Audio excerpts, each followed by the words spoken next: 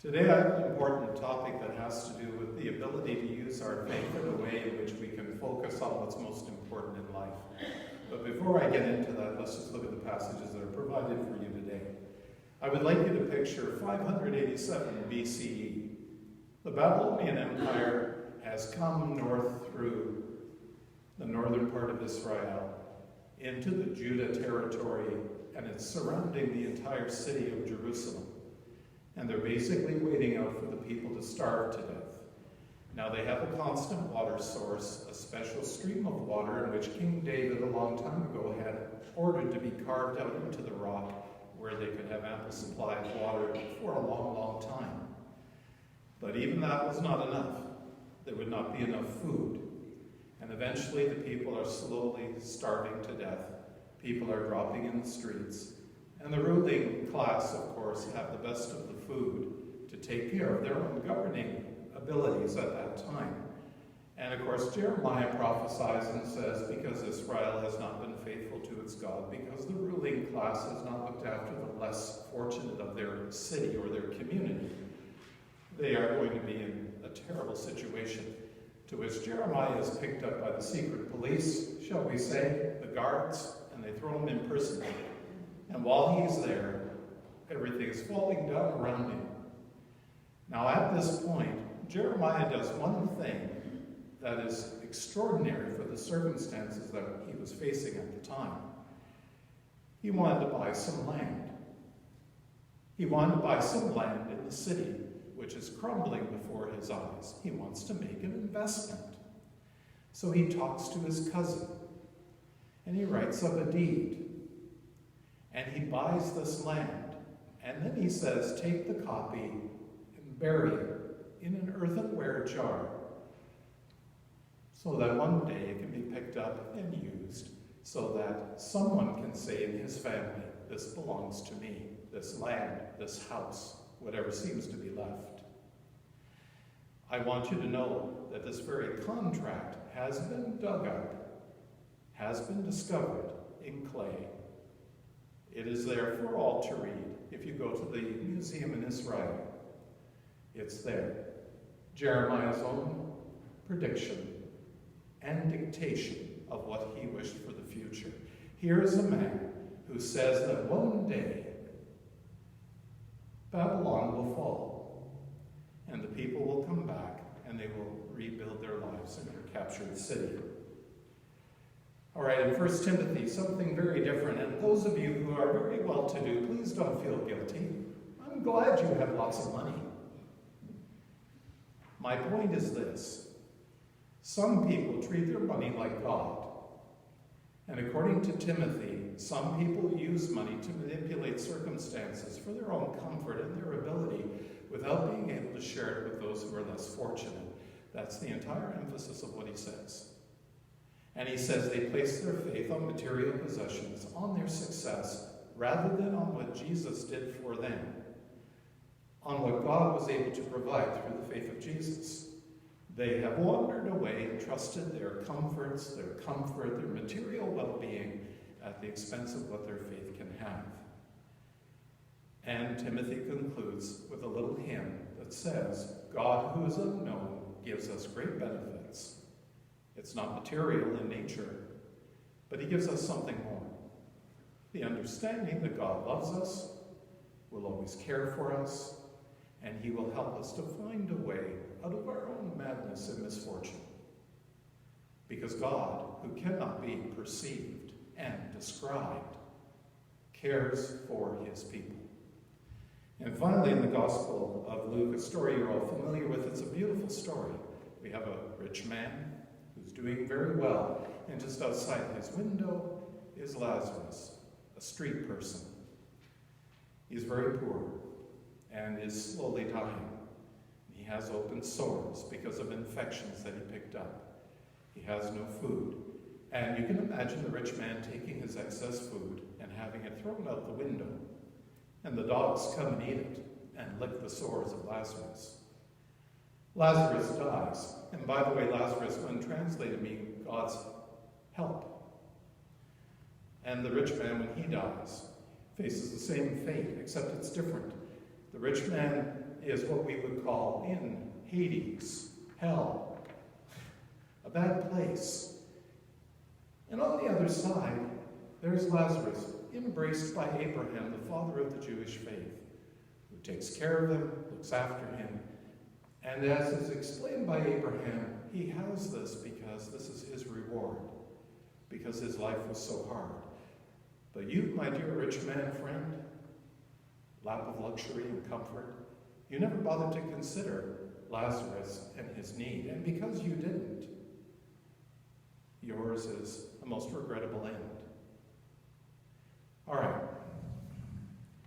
Keeping focus. And the first thing I want you to know, and I want you to truly understand, is that you place your treasure where your heart is. What's really important to you? What is it that you really want out of this life? And more importantly, what is the purpose of your life? Now, I know that some of you may want to go on a nice vacation somewhere, and I hope you do. I know that some of you will go to the sunny south and bathe on warm beach, and I'm happy for you. And there'll be others who can't do that. Some of us who just have to get by. We don't have the money, we don't have the resources, we can't have that kind of comfort. But that doesn't mean that you're worse than I am or someone else because we can't go. It's not that at all. I'm happy that you can be happy and enjoy your life. But my question to you is, where are you laying your treasure? Is it all about you? Or is it about something greater than you? Do you realize that your life is more than you could possibly imagine, if only but you would give it away? What is your treasure? Some of you, for example, have lost your spouse and you're lonely and you need companionship. Some of you have children in school. They're not doing very well and you wish that they would get better grades. That's where your treasure seems to be. And I'm not saying that any of these things are wrong. They are not. They are good, worthy goals of life. Don't ever think that I say to you that it's wrong. But my point to you is, can you see beyond your own need to the need of others? Can you see your need as just a microcosmic reflection of what the world yearns for? And what does the world yearn for? Companionship, friendship, helping others, being able to make a better world, removing sickness and disease, getting rid of poverty if we possibly could. The ability for every person to find their place and their meaning in this life. Isn't that what this is all about? Isn't that what the real treasure in your heart should be? Look at Jeremiah. Everything is falling down around him, but he makes an agreement to purchase some land. In the middle of a future that just isn't pleasant and has no end of resolution, he goes about investing in the worst place an investor could put his money. But he does it as a statement of faith that one day things will turn around. One day things will get better, not worse.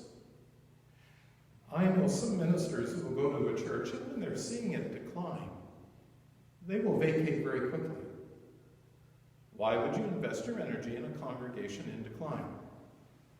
Why not go somewhere else where you can put on programs and have various activities and find that you're very busy? Life is not about ease and pleasure, although that's part of it.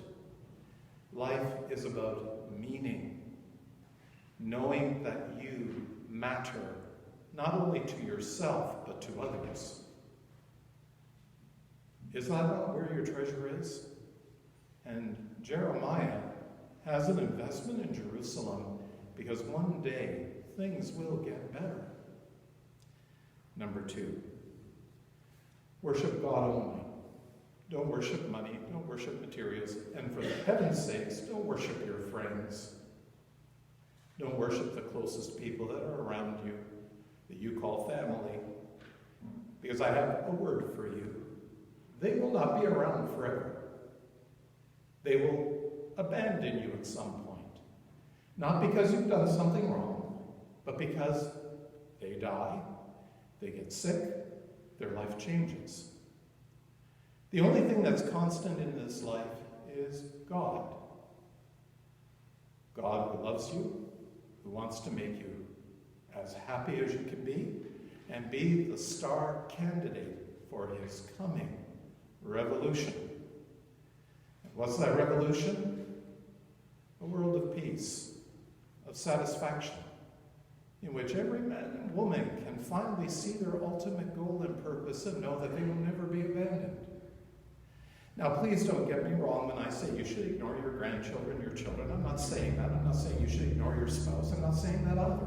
But I am saying we invest so much in the immediate things that are around us that we forget that one day we will lose it all. And I'll give you a simple case in point. After my divorce, my stepfather, gave me a phone call, and we chatted for a while. And he's a businessman. And I got talking about some of my insurance policies.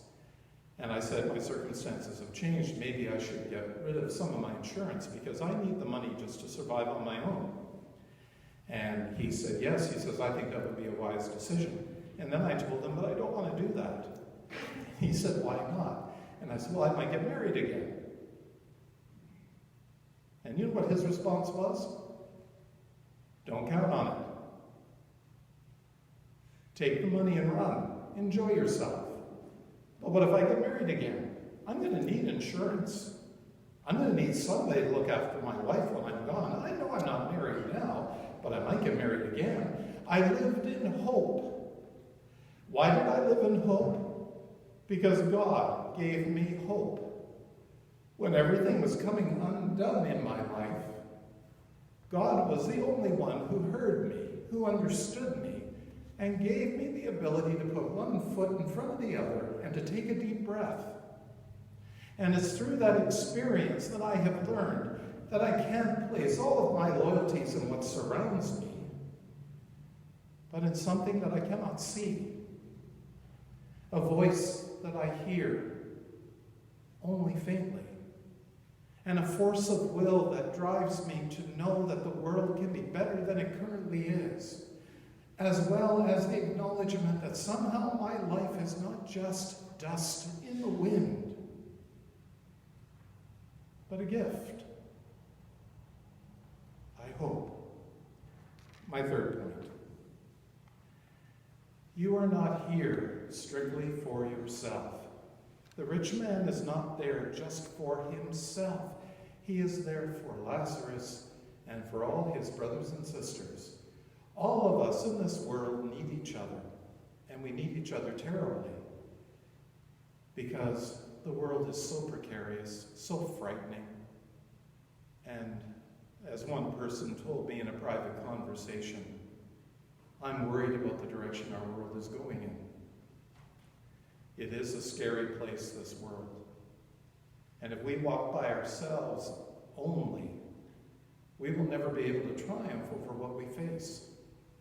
The most important thing to remember, and I have learned this well, I am not here for myself. I'm here for others. And yes, like you, I can be selfish. I have a selfish streak. I too want to vacation. I too want to have good money in the bank so I don't have to worry in my old age. I too would like to have a comfortable car to drive. But I also know that if I have nobody at my side, if I can't somehow make a difference in someone else's life, then my life is absolutely a waste. And therefore I ask myself, why am I here? Lazarus gets his reward because God saw his fate, and Abraham carries him on the far side, licking away his wounds, healing him from his pain, while the man who had everything in the world burns in heat that is so intense that it's uncomfortable. and he wants his dry, parched lips to be finally cooled with water. It's not about you. It never has been about you. It's about what you can do, always for others. Amen.